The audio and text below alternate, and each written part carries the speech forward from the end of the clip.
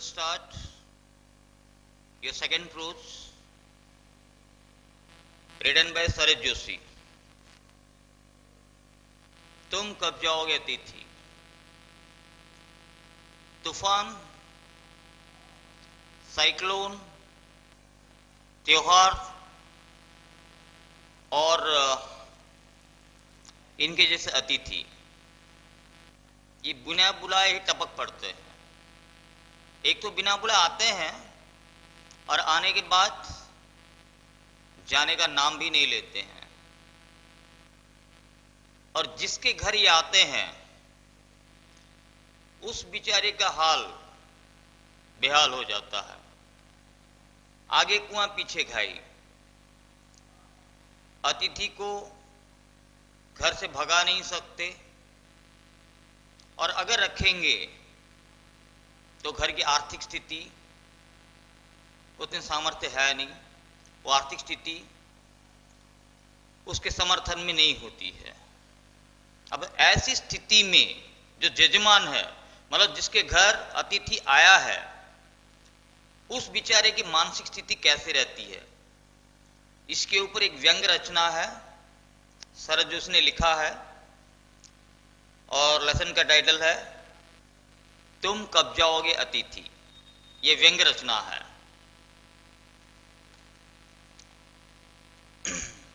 आज तुम्हारे आगमन के चतुर्थ दिवस पर यह प्रश्न बार बार मन में उमड़ रहा है, तुम कब जाओगे अतिथि। अतिथि लेखक के घर में आकर 4 दिन हो चुके हैं, ये चौथा दिन है, और ये 4 दिन अतिथि को खिला पिला कर लेखक की आर्थिक स्थिति ऐसी हो गई है कि लेखक के मन में बार बार ये प्रश्न उठ रहा है कि तुम कब जाओगे अतिथि।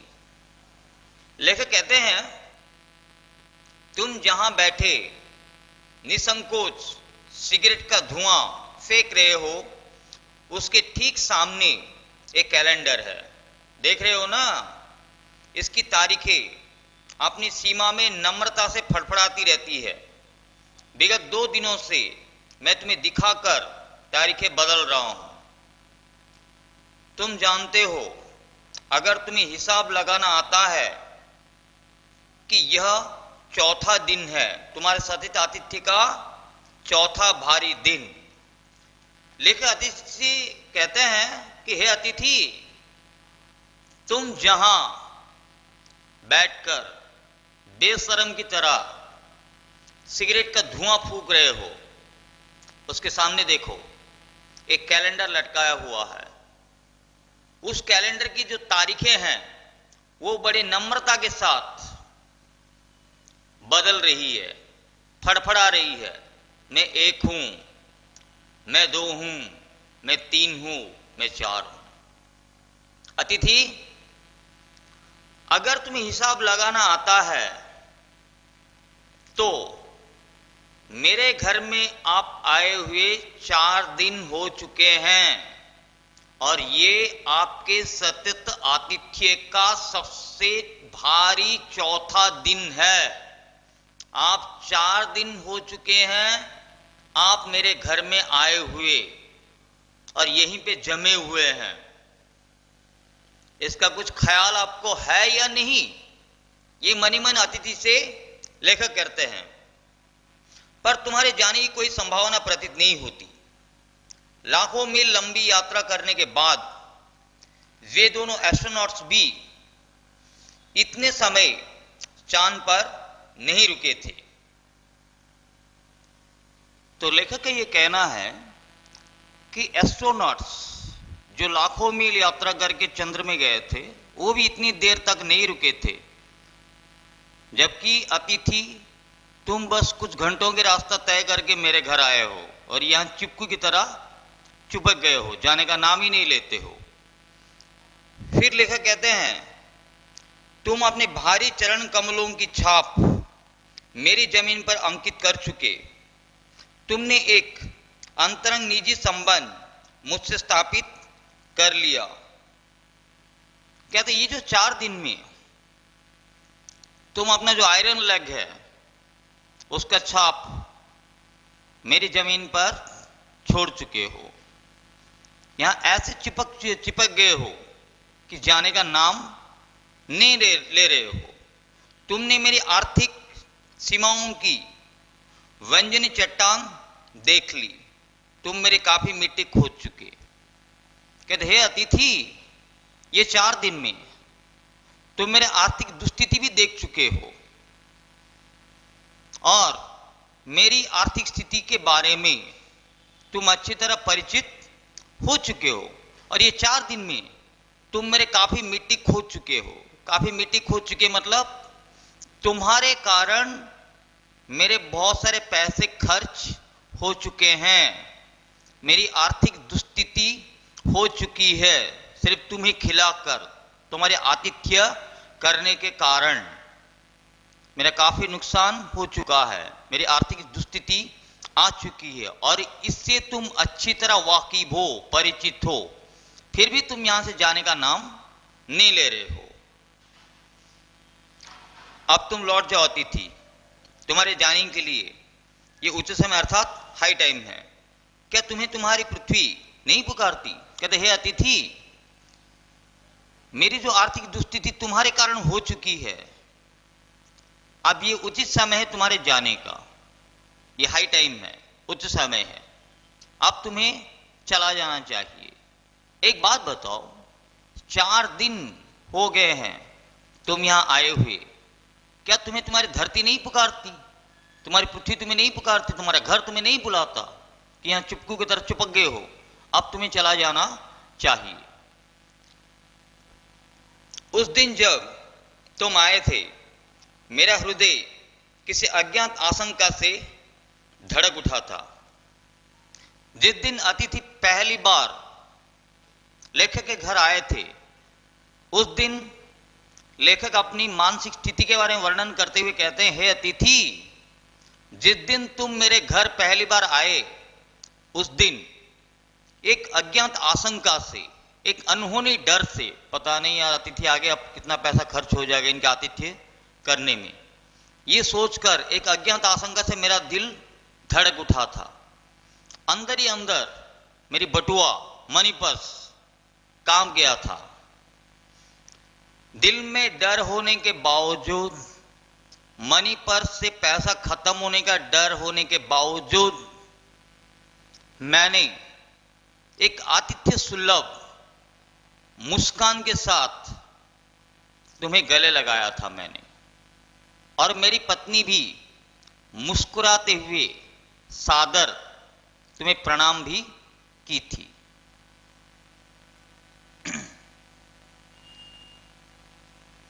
तुम्हारे सम्मान में ओ अतिथि, हमने रात के भोजन को एकाएक उच्च मध्यम वर्ग के डिनर में बदल दिया था।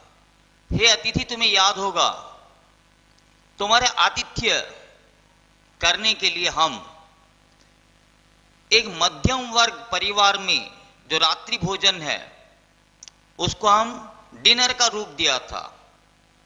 एक स्वतंत्र रूप से तुम्हारे लिए रात्रि भोजन का आयोजन हमने किया था।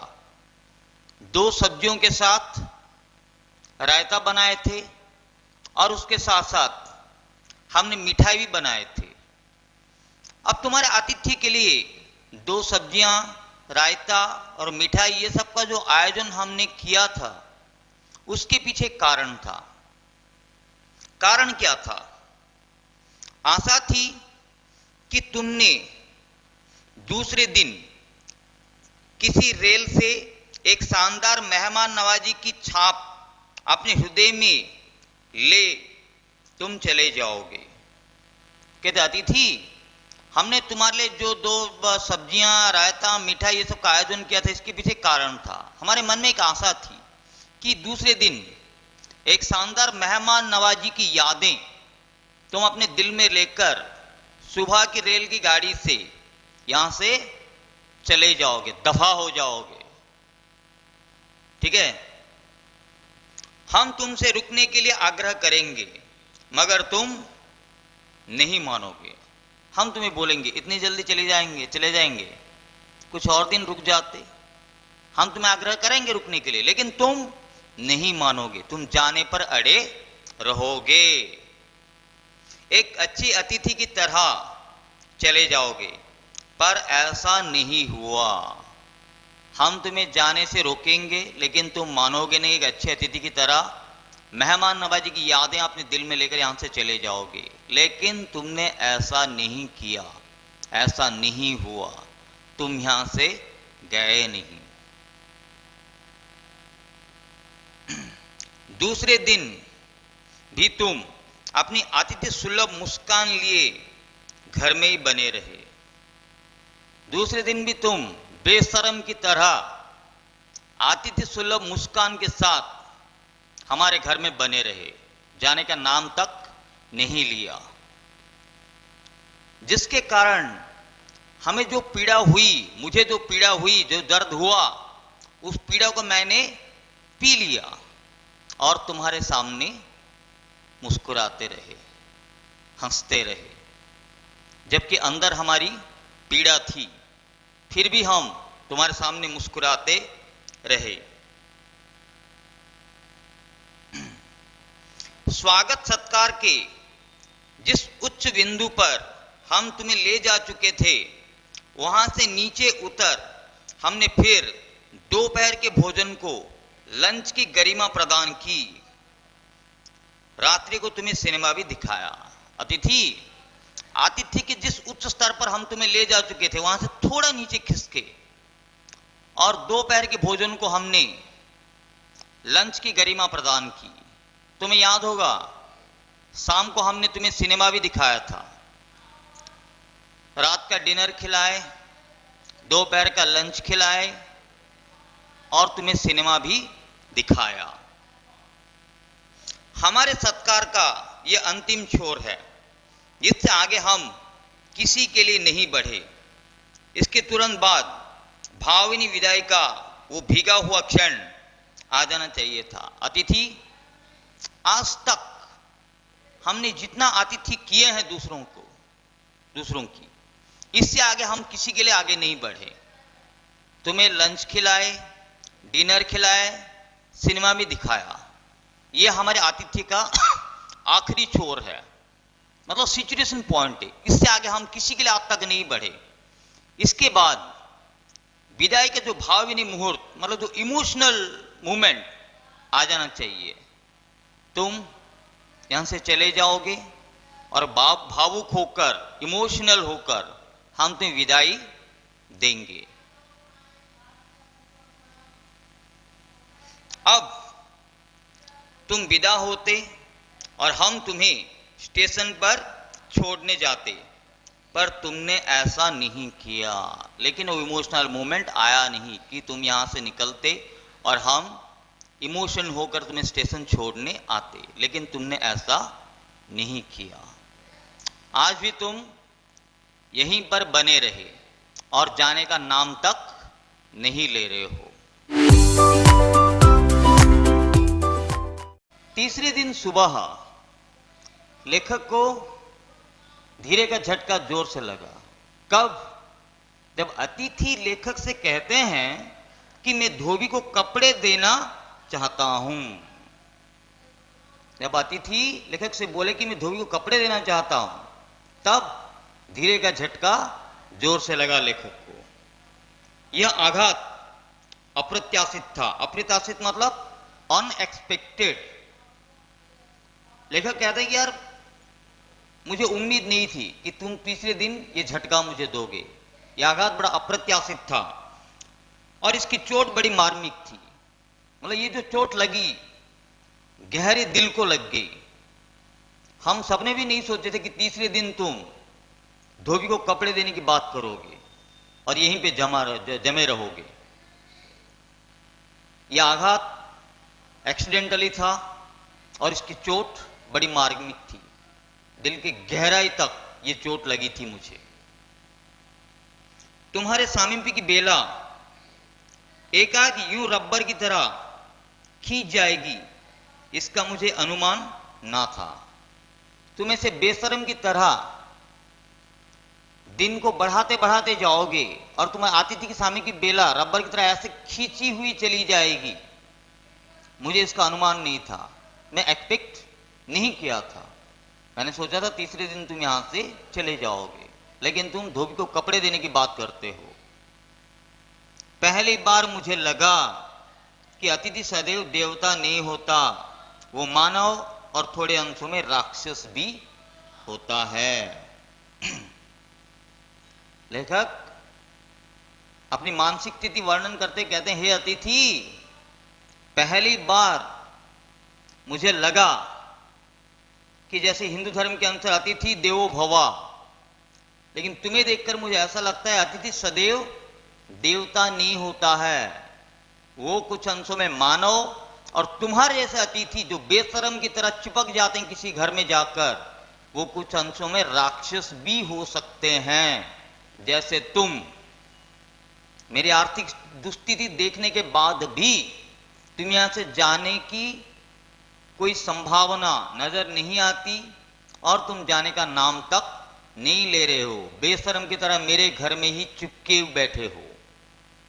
इसलिए पहली बार मुझे लगा कि अतिथि कुछ अंशों में राक्षस भी हो सकता है जैसे तुम। किसी लॉन्ड्री पर दे देते हैं, जल्दी धुल जाएंगे, मैंने कहा। मन ही मन एक विश्वास पल रहा था कि तुम्हें जल्दी जाना है। लेखक अतिथि से बोले, अगर कपड़े देना चाहते तो धोबी को क्यों दे, किसी लॉन्ड्री में दे देते, जल्दी धुल जाएंगे। मतलब लेखक के मन में एक उम्मीद थी कि शायद अतिथि को जल्दी जाना है, इसलिए कपड़े लॉन्ड्री में देंगे तो जल्दी धुलकर आ जाएंगे। अतिथि ने पूछा, कहां है लॉन्ड्री? चलो चलते हैं, मैंने कहा, और सहज बानियान पर औपचारिक कुर्ता डालने लगा। जब अतिथि पूछे लॉन्ड्री कहां है, लेखक बोला चलो चलते हैं। लेखक अपना औपचारिक कुर्ता बानियान पर डाले और अतिथि को लॉन्ड्री दिखाने के लिए ले गए। जब लेखक अतिथि को लॉन्ड्री दिखाने के लिए लेकर जा रहे थे, तब सामने उनकी धर्मपत्नी आई, लेखक की धर्मपत्नी। उसने पूछा, कहां जा रहे हैं? पत्नी ने पूछा, इनको कपड़े लॉन्ड्री पर देना है। मैंने धर्मपत्नी से कहा कि अतिथि को कपड़े लॉन्ड्री पर देना है, इनको धोने के लिए। लॉन्ड्री में अतिथि के द्वारा कपड़े दिए जाने की बात सुनकर लेखक की पत्नी की आंखें जो है आश्चर्य से बड़ी बड़ी हो गई, फटी की फटी रह गई। वो जो आंखें बड़ी हुई थी उसका भी अहम कारण है। आज से कुछ बरस पूर्व उनकी ऐसी आंखें देख मैंने अपने अकेलेपन की यात्रा समाप्त कर बिस्तर खोल दिया था। लेखक कहते हैं, जनाब, कुछ साल पहले मेरी पत्नी की यही बड़ी बड़ी आंखें देखकर मैंने आकर्षित होकर उनसे शादी कर ली थी। आज फिर से एक बार उनकी आंखें बड़ी बड़ी हुई है, पर अब जब वही आंखें बड़ी होती है तो मन छटा होने लगता है। अर्थात आज अगर पत्नी की आंखें वैसे ही बड़ी होती है तो मन जो है आशंका से भर जाता है, मन में डर पैदा हो जाता है। क्यों? क्योंकि वे इस आशंका और भय से बड़ी हुई थी कि अतिथि अधिक दिनों ठहरेगा। तुम जब लॉन्ड्री में कपड़े देने की बात किए तब पत्नी की आंखें इस आशंका में बड़ी हुई थी कि अगर अतिथि लॉन्ड्री में कपड़े देना चाहता है, इसका मतलब अतिथि कुछ और दिन, अधिक दिन हमारे घर में ठहरेगा। और इसी डर से मेरी पत्नी की आंखें बड़ी बड़ी हो गई थी, इसी आशंका से कि अतिथि और ज्यादा दिन घर में ठहरेगा। और आशंका निर्मूल नहीं थी अतिथि, तुम जा नहीं रहे, लॉन्ड्री पर दिए कपड़े धुलकर आ गए और तुम यहीं हो। कहते, हे अतिथि, मेरी पत्नी की जो आशंका यह आधारहीन नहीं थी, यह आशंका के पीछे कारण था। तुम्हारे लॉन्ड्री में दिए गए कपड़े धुलकर आ गए थे, लेकिन तुम जाने का नाम नहीं ले रहे हो। कपड़े धुलकर आ गए और तुम यहीं हो। तुम्हारे भरकम शरीर से सलवटे पड़ी चादर बदली जा चुकी और तुम यही हो। तुम्हारे जो भारी भरकम शरीर से जो घर का चादर सलवटे पड़ी थी, मतलब फोल्ड हो चुका था, वो चादर भी हम बेड के ऊपर से बदल चुके हैं, लेकिन तुम यहीं जमे हुए हो, इसी घर में बैठे हुए हो। तुम्हें देखकर फूट पड़ने वाली मुस्कुराहट धीरे धीरे फीकी पड़कर अब लुप्त हो गई है। तुम्हें देखकर जो स्वीट स्माइल मुस्कुराहट चेहरे पर आती थी, अब वो मुस्कुराहट गायब हो चुकी है, वो मुस्कुराहट लुप्त हो चुकी है। तुम्हें देखकर वो सुंदर सी मुस्कान अभी चेहरे पर नहीं आती है। ठाके के रंगीन गुब्बारे जो कल तक इस कमरे के आकाश में उड़ते थे, अब दिखाई नहीं पड़ते। किसी बात का मजाक बनाकर हम जो ठाके लाकर जोर जोर से हंसते थे, वो ठाके के रंगीन गुब्बारे बैलून जो कल तक इस कमरे के आकाश में उड़ते थे, अब दिखाई नहीं पड़ते। अब किसी जोक पर ठाके लाकर हंसने के लिए दिल नहीं करता। तुम्हें देखकर मन में एक विरक्ति भावना उत्पन्न हो जाती है। चेहरे पर मुस्कान नहीं आती, दिल में अच्छी भावनाएं नहीं आती है। यह तुम्हें देखकर जो खुशी पहले होती थी, अब वो खुशी भी नहीं होती है। बातचीत की उछलती हुई गेंद चर्चा के क्षेत्र के सभी कोने से टप्पे खाकर फिर सेंटर में आकर चुप पड़ी है। जो बातचीत की गेंद कल तक हर एक कोने में उछल रही थी, और वो बातचीत की गेंद सभी कोनों में टप्पे खाकर अब सेंटर में आकर चुपचाप पड़ी है। अर्थात भिन्न भिन्न टॉपिक के बारे में हम जो बातचीत करते थे, अब वो बातचीत करने के सारे टॉपिक, सभी विषय खत्म हो चुके थे। तुम्हारे साथ बातचीत करने की इच्छा बिल्कुल मन में अभी पैदा नहीं होती है। इसलिए आज हम तुम्हारे सामने खामोश बैठे हैं। तुम्हारे साथ कोई बातचीत करना हम नहीं चाहते हैं। इसका कारण है तुम्हारी उपस्थिति। तुम यहां से जा नहीं रहे हो।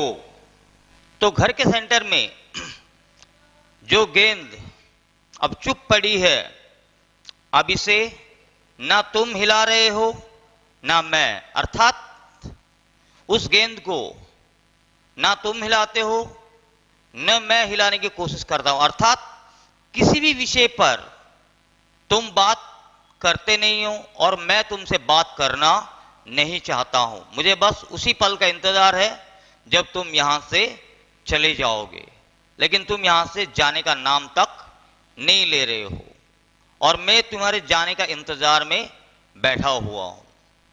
कल से लेखक उपन्यास पढ़ रहे हैं, कल से मैं उपन्यास पढ़ रहा हूं और तुम फिल्मी पत्रिका के पन्ने पलट रहे हो। कहते हे अतिथि, अब तुम बात करते नहीं हो और मैं तुमसे बात करना नहीं चाहता। कल से मैं उपन्यास के पन्ने पलट रहा हूं खामोश रहकर और तुम फिल्मी पत्रिका के पन्ने पलट रहे हो। अब तुम भी खामोश और मैं भी खामोश। शब्दों का लेन देन मिट गया और चर्चा के विषय चूक गए। जो शब्दों के लेन देन हम करते थे, आज वो शब्द मुंह से नहीं निकलते हैं। जितने विषयों में हमने चर्चा किए थे, सभी विषय अब खत्म हो चुके हैं। चर्चा करने के लिए अब कोई विषय बचा ही नहीं। और जिन विषयों में हमने चर्चा किए थे, वो सारे विषय हैं परिवार, बच्चे, नौकरी, फिल्म, राजनीति, रिश्तेदारी, तबादले मतलब ट्रांसफर। परिवार के बारे में, राजनीति के बारे में, फिल्म के बारे में, बच्चों के बारे में, तबादले के बारे में, पुराने दोस्त, परिवार नियोजन, फैमिली कंट्रोल, महंगाई, साहित्य, यहां तक कि आंख मार मार कर हमने कॉलेज के जमानों के पुरानी प्रेमिकाओं के बारे में भी जिक्र कर लिया। अर्थात कॉलेज के जमाने में हमारी जो प्रेमिकाएं थी, उनकी बातों के बारे में भी हमने जिक्र कर लिया। अब और डिस्कशन करने के लिए कोई टॉपिक हमारे पास बचा ही नहीं, कोई विषय अभी बचा ही नहीं जिसके बारे में हम डिस्कशन करें। अब मैं भी खामोश और तुम भी खामोश। अब एक चुप्पी है, सौहार्द अब शनि शनि बोरियत में रूपांतरित हो रहा है। अब एक खामोशी, दोनों में खामोशी है। जो सौहार्द भावना, जो अपनापन था, वो अब धीरे धीरे बोरियत में रूपांतरित हो गया। अब तुम्हें देखकर मेरे मन में विरक्ति भावना उत्पन्न होने लगी है, तुम्हें देखकर मुझे चिढ़ लगने लगी है। भावना गालियों का स्वरूप ग्रहण कर रही है, पर तुम जा नहीं रहे।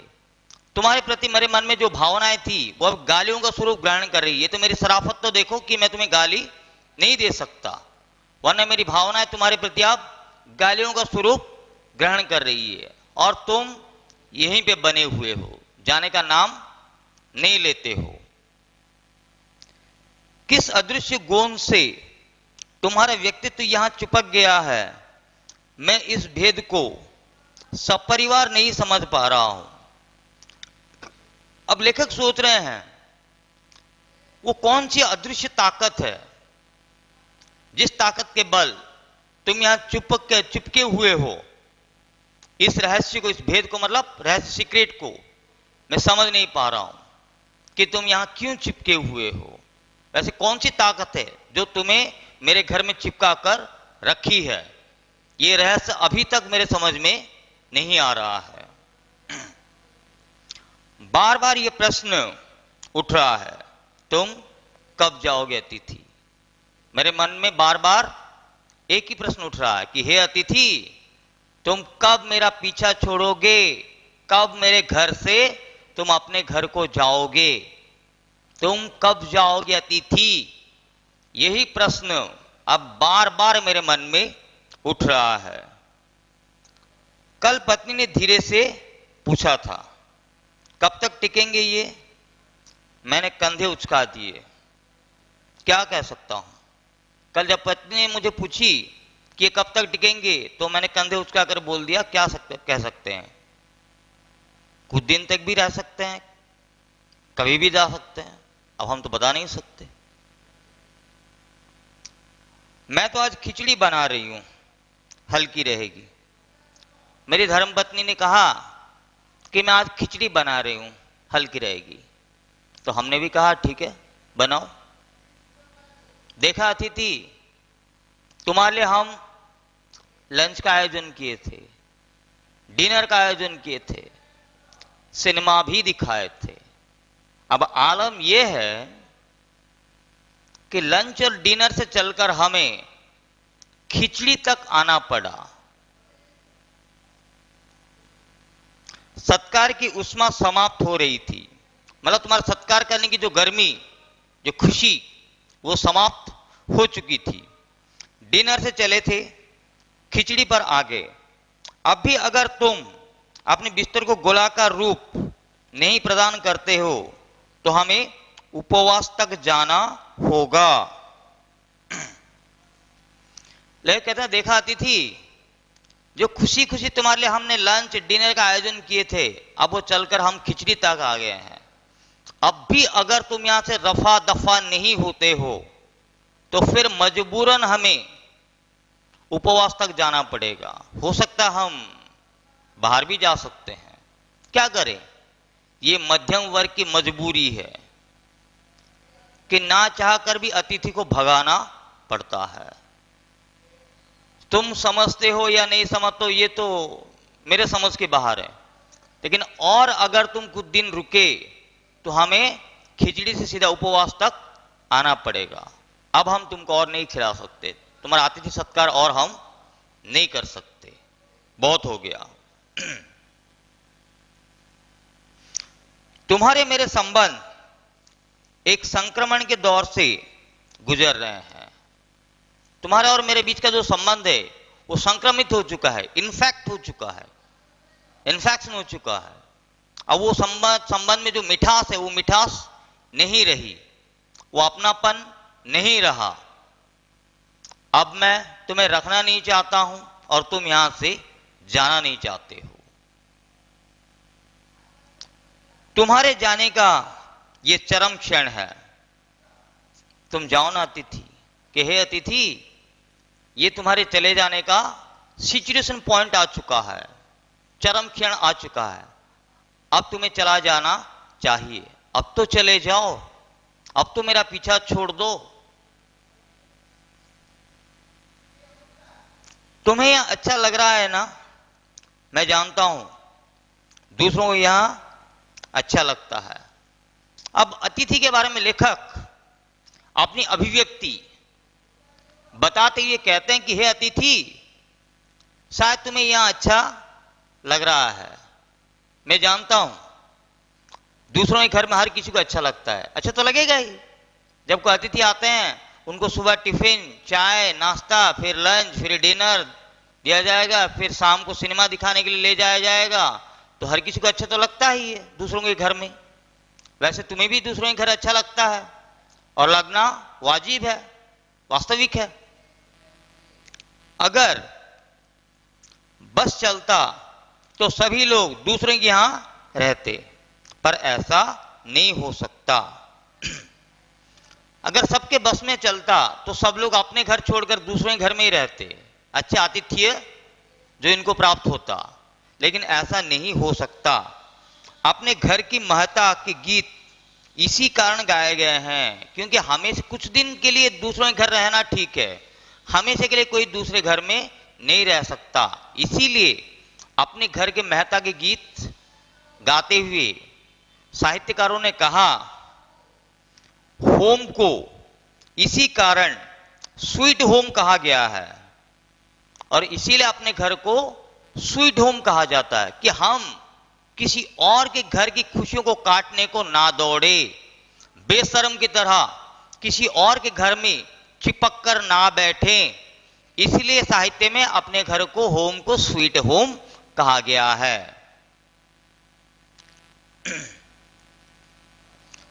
तुम्हें अच्छा लग रहा है, पर सोचो प्रिय कि शराफत भी कोई चीज होती है, और गेट आउट भी एक वाक्य है जो बोला जा सकता है।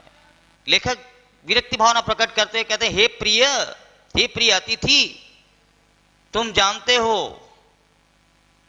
कि तुम्हारे ऊपर विरक्ति प्रकट करते हुए मैं तुम्हें गेट आउट भी बोल सकता हूं। अंग्रेजी में एक वर्ड है गेट आउट, लेकिन मेरी शराफत तो देखो, शराफत भी कोई चीज होती है।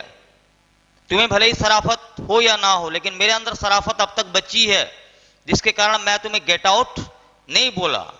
लेकिन अब भी अगर तुम यहां से नहीं गए तो हो सकता है कि मेरा धैर्य जवाब दे दे और मेरे मुंह से गेट आउट भी निकल जाए। इसलिए अब तुम्हें चला जाना चाहिए।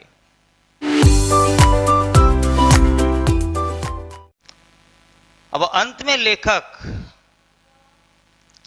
अतिथि के प्रति अपने मनोभावना व्यक्त करते हुए कहते हैं, अपने खर्राटों से एक और रात गुंजायमान करने के बाद कल जो किरण तुम्हारे बिस्तर पर आएगी वो तुम्हारे यहां आगमन के बाद 5वें सूर्य की परिचित किरण होगी। कहते, हे अतिथि, रात भर खर्राटे मारकर तुम सोकर कल सुबह जब उठोगे और कल सुबह की जो किरण तुम्हें स्पर्श करेगी वो किरण तुम्हारे यहां आगमन के 5वें दिन की परिचित किरण होगी। अर्थात कल सुबह तुम्हारे आगमन का 5वां दिन होगा। आशा है वो तुम्हें चूमेगी और तुम घर लौटने का सम्मानपूर्ण निर्णय ले लोगे। कहते, अतिथि, उम्मीद करता हूं कि कल सुबह 5वें दिन की जो परिचित किरण तुम्हें स्पर्श करेगी उसके बाद तुम घर लौट जाने का रेस्पेक्टफुल डिसीजन, घर लौट जाने का सम्मानपूर्ण निर्णय ले लोगे और यहां से दफा हो जाओगे, मतलब यहां से जाने का कष्ट करोगे और बेशरम की तरह मेरे घर में चिपक कर नहीं बैठोगे और जाने की तैयारी कर दोगे और मेरे ऊपर एहसान करोगे। सहनशीलता की वो अंतिम सुबह होगी। कहते अतिथि कल जो सुबह वो मेरी सहनशीलता की, टॉलरेंस की आखिरी सुबह होगी। बस अब बहुत हो गया और मैं चुपचाप नहीं बैठ सकता, ये मेरे टॉलरेंस की आखिरी सुबह होगी कल सुबह। उसके बाद मैं स्टैंड नहीं कर सकूंगा और लड़खड़ा जाऊंगा। हो सकता है अगर कल भी तुम ना गए तो हो सकता है मेरी जो धैर्य है वो जवाब दे दे। मैं और चुप नहीं रह सकता, मेरी जुबान लड़खड़ा जाएगी। अब मेरे मुंह से कुछ भी नहीं निकल सकता है, मैं कुछ भी बोल सकता हूं। मेरे अंदर और धैर्य नहीं है तुम्हें पालने का। मेरे अतिथि, मैं जानता हूं कि अतिथि देवता होता है, पर आखिर मैं भी मनुष्य हूं। यहां लेखक व्यंग करते हुए कहते हैं कि हे अतिथि, मैं जानता हूं अतिथि देवो भवा, अतिथि भगवान होता है, ये मैं भी जानता हूं, लेकिन आखिर मैं भी तो इंसान हूं, मैं भी तो मनुष्य हूं। एक देवता और मनुष्य अधिक देर साथ नहीं रहते। देवता दर्शन देकर लौट जाता है, तुम लौट जाओ अतिथि। व्यंग करते हुए लेखक कहते हैं हे अतिथि, मैं मानता हूं कि तुम देवता हो, आखिर मैं भी तो मनुष्य हूं। और मनुष्य और देवता ज्यादा देर तक साथ नहीं रहते। देवता अपीयर होते हैं, वरदान देते हैं और वहां से गायब हो जाते हैं। तुम देवता बनकर आए थे, इससे पहले कि मैं तुम्हें कुछ और बोल दूं और तुम्हारा देवत्व नष्ट हो जाए, तुम यहां से चले जाओ अतिथि, तुम लौट जाओ अतिथि। इसी में तुम्हारा देवत्व सुरक्षित रहेगा। कहते हैं अतिथि, आज 5वां दिन मेरी सहनशीलता के आखिरी दिन है, अब तुम लौट जाओ, इसमें तुम्हारा देवत्व सुरक्षित रहेगा। इससे पहले कि विरक्ति भावना से कुछ और तुम्हें बोल दूं, तुम्हें अपमानित कर दूं और तुम्हारा देवत्व नष्ट हो जाए, उससे पहले तुम्हें चला जाना चाहिए, जिससे तुम्हारा देवत्व सुरक्षित रहेगा। ये मनुष्य अपनी वाली पर उतरे, इसके पूर्व तुम लौट जाओ। कहते अतिथि, मैं अपने औकात पे आ जाऊं और तुम्हें गेट आउट बोल दूं, इससे पहले तुम खुद ही गेट आउट हो जाओ, मतलब खुद ही यहां से चले जाओ। ओह, तुम कब जाओगे अतिथि? हे अतिथि, कब जाओगे तुम? अब तो चले जाओ। ये रचना शरद जोशी का एक व्यंग्यात्मक रचना है, जो आधुनिक युग में एक मध्यम वर्गीय परिवार में जब कोई अतिथि ज्यादा दिन तक चिपक कर रह जाता है, तब उस घर के यजमान की मानसिक स्थिति क्या होती है, उसके बारे में सुंदर शब्दों के द्वारा इस व्यंग रचना में लेखक दर्शाने की कोशिश करते हैं। ओके चिल्ड्रन, उम्मीद करता हूं कि ये लेसन तुम लोगों को अच्छा लगने के साथ साथ समझ में भी आया होगा। अब नेक्स्ट क्लास में हम शुरू करेंगे कहानी परमात्मा का कुत्ता। अगर आप लोगों के पास बुक है, टेक्स्ट बुक है, तो नेक्स्ट क्लास में परमात्मा का कुत्ता पहले से पढ़ लो। नेक्स्ट क्लास में ये कहानी करेंगे परमात्मा का कुत्ता। इसके लेखक है मोहन राकेश। और ये जो लेसन हो चुके हैं उसमें से अगर कुछ डाउट है तो जब ऑफ क्लासेस होंगे वहां आप लोग अपना डाउट पूछ सकते हो। So students, have a nice day, keep smiling, bye.